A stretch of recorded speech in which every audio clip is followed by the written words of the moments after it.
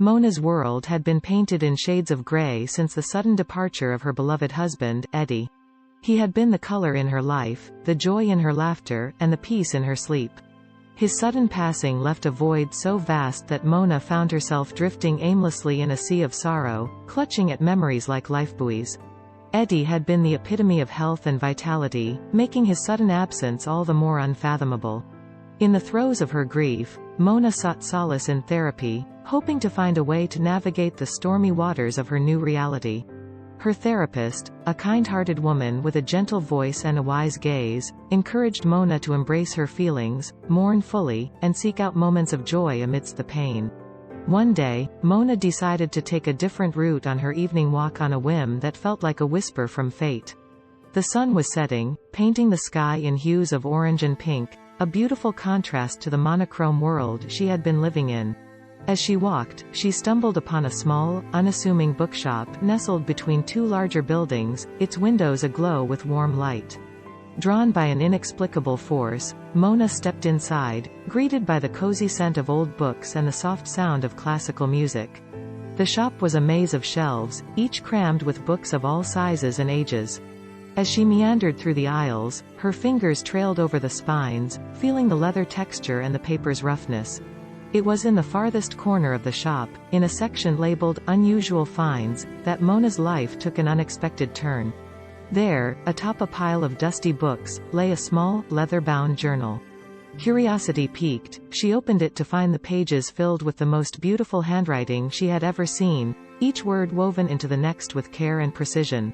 The journal was a collection of poems and thoughts, written by a soul seemingly as lost and searching as her own.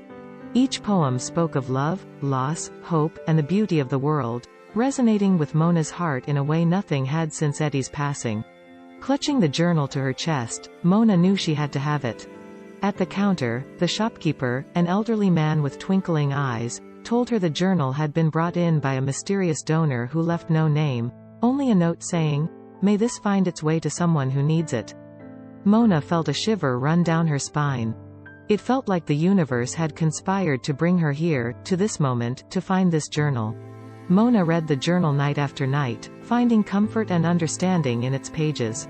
It became her companion in the lonely hours, a beacon of light guiding her through the darkness of her grief. And with each word she read, she felt a connection to the unknown author, a bond formed by shared pain and the human capacity for resilience. Inspired by the journal, Mona began to write her thoughts and poems, pouring her soul onto paper as she had never done before. It became a cathartic process that allowed her to express her deepest fears, unresolved pain, and burgeoning hope for the future. Months passed, and Mona found herself slowly emerging from the cocoon of her grief, her world beginning to regain its color, bit by bit. She continued to frequent the bookshop, now a sanctuary of peace and inspiration. During one of these visits, fate decided to weave its magic again. He introduced himself as Ethan, an avid reader and writer who frequented the shop. They discussed their favorite authors and books, finding common ground in their love for the written word. Ethan, it turned out, had lost his sister to a sudden illness years before, and writing had been his salvation, his way of keeping her memory alive. Mona felt a kinship with Ethan, recognizing shared sorrow and the pursuit of healing through creativity. Their chance meeting blossomed into a deep and meaningful friendship grounded in mutual understanding and a shared passion for literature.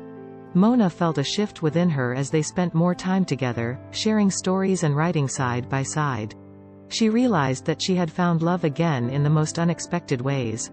It wasn't the all-consuming, passionate love she had shared with Eddie, but a gentle, nurturing love that grew from friendship and mutual respect. Ethan became a fixture in her life, a source of laughter and comfort, a reminder that even in the wake of devastating loss, the heart can heal and love once more. Mona often thought about the mysterious journal and the unknown author who had unwittingly played a role in her journey toward healing. She wondered if they had found their peace as she was finding hers. The journal remained a treasured possession, a symbol of her journey through grief, and a testament to the resilience of the human spirit. It was a reminder that even in our darkest moments, there are glimmers of light waiting to be discovered if only we are open to the unexpected ways in which love can enter our lives. Through her journey, Mona learned that while the pain of loss never entirely disappears, it can be softened and reshaped into something beautiful and hopeful, a testament to the enduring strength of the human heart.